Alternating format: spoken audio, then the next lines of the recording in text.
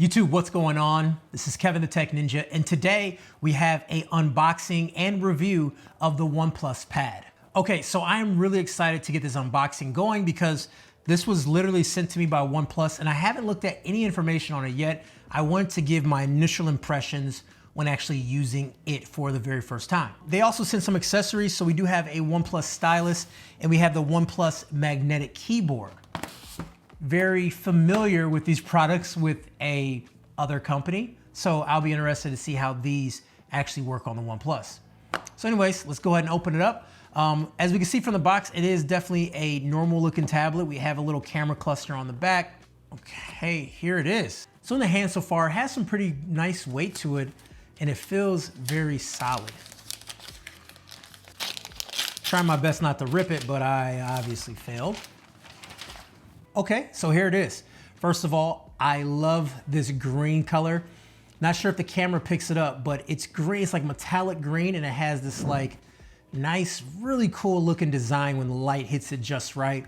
Got the OnePlus logo in the middle, which is kind of like, it's like a glossy version of that same green, so it looks really good when the light hits it. We have our camera cluster in the back. Just looking at it right now, it looks like it's one camera plus the flash at the bottom. We have our power button here on the side. We have a speaker grill, another speaker grill, and we have our USB-C, and we have another speaker grill too. So as this boots up, we're gonna take a look inside the box and see what other goodies we do have. There better be a charger in here. We gotta have that because it is OnePlus, and we definitely do. So here's some documentation. All that boring stuff that no one ever reads, but it is definitely here.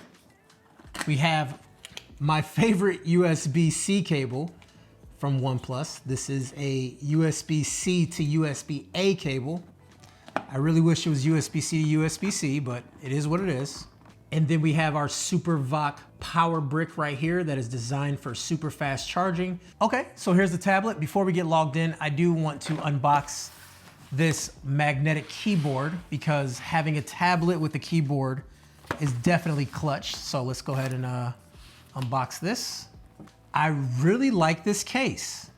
It's like a leather case, really nice. And it kind of has that matching green color, which is dope. And it has the OnePlus logo right here. It's kind of in a different color green. Keys feel great. Let me go ahead and get this bad boy on here right now. Let's see.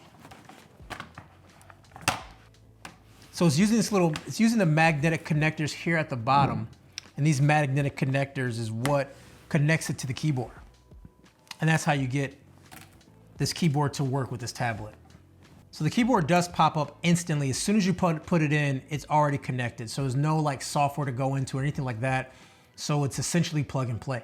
So at this point, I'm gonna get logged into this tablet, gonna use it for a few days and sort of walk you through the interface and walk you through how I'm using it and also give you some thoughts. 1 week later. So I made this my daily tablet for the past week, and I gotta say that OnePlus did a great job with it. Now, when I was working on this review, I felt like this tablet checked all the boxes, from great performance, an amazing display, clean design, and also excellent battery life. But in the end, when I was writing down my thoughts, I wanted to check the price. And I had to double check because something felt off. Because it's only $479, which kind of takes me back to the old OnePlus, where they would undercut the competition and sometimes outperform the competition. But is this actually the case? Well, before we crown this tablet as the best tablet around, there are some things we need to discuss, some pros and cons we need to weigh, some corners that were cut. The pad is 11.6 inches and is a 7:5 ratio. It's 2800 by 2000 pixel LCD 144 Hertz display. It's very comfortable to hold, so watching videos, it's really good. Now there are some bars at the top and the bottom of most content, but that doesn't bother me much. The bezels makes this device look great, but at times it can be difficult to hold in portrait, where sometimes it starts to register my fingers. There isn't truly a great place to hold this tablet without that happening. Now I do enjoy the display, but I'm used to OLED displays, so black levels aren't quite there. But overall, they're great for an LCD. Viewing angles are good, the colors are punchy out of the box, and they're pretty saturated too.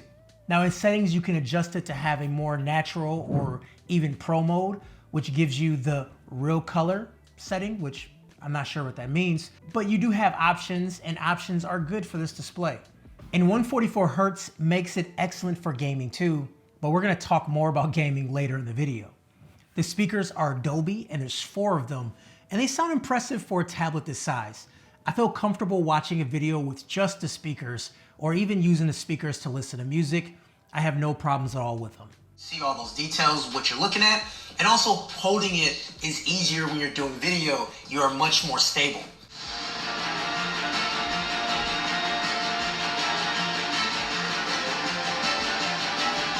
Now, if you do want to use wired headphones, well, there's no 3.5mm jack, and you're going to be using Bluetooth.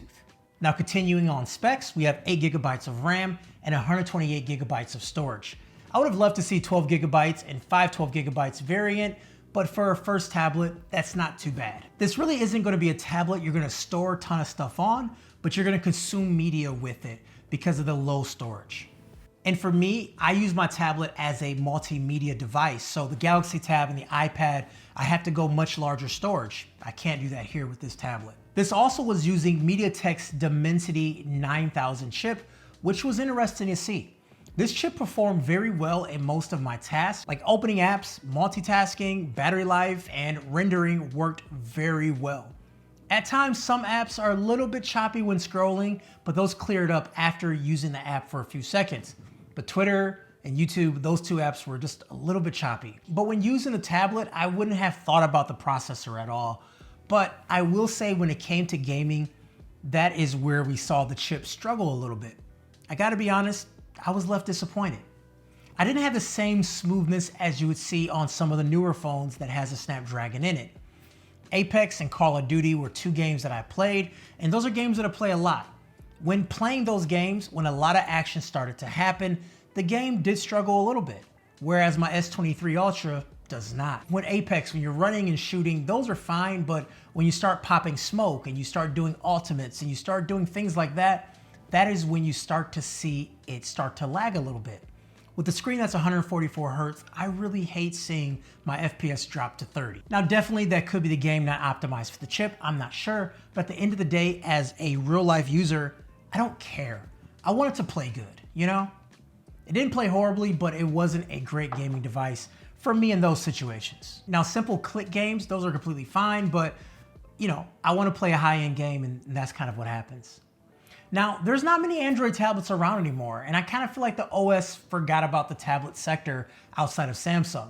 So we still have apps just looking like big phone apps, and I feel like the screen is not utilized fully when this happens.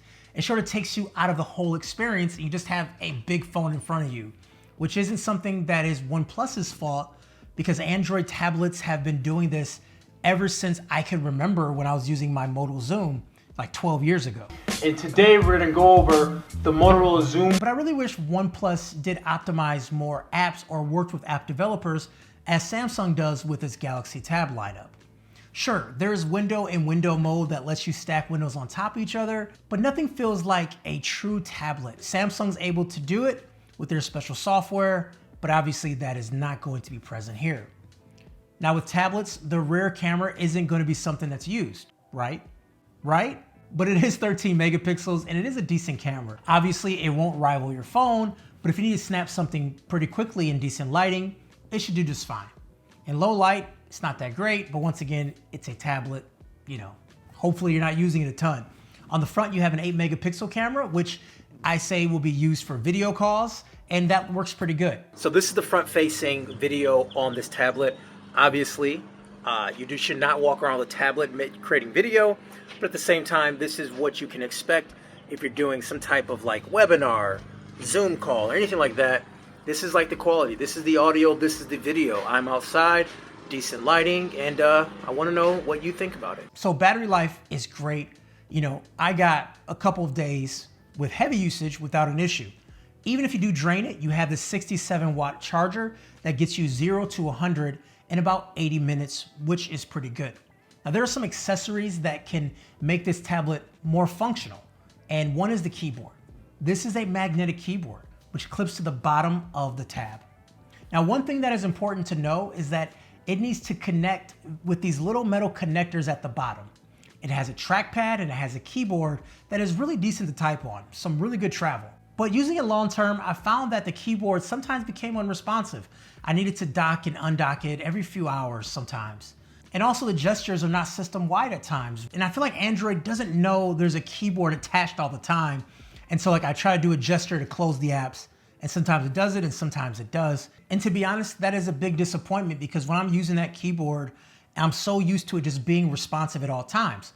On my Samsung, on my iPad, their keyboards work great consistently, and this one unfortunately does not. Obviously it's the first one, software can change things, and maybe next week a software update fixes this problem, but as of today, as of this video, that is the experience I'm having right now. There's also a stylus too that it comes with, and it's definitely a cool concept, but once again, Android struggles with it. It doesn't know it's there, and it doesn't have that great connection. It doesn't feel native to the OS, like it's struggling to really keep up to what I'm doing. Now, if you use OnePlus's apps, yeah, it's great. It feels really good. It's very responsive. But if you're not in their apps, if you're just in a generic app, then the stylus is just not a great experience. And when you're paying $150 for the keyboard and $100 for the stylus, it should be a whole lot better than it actually is. And that right there is sort of disappointing.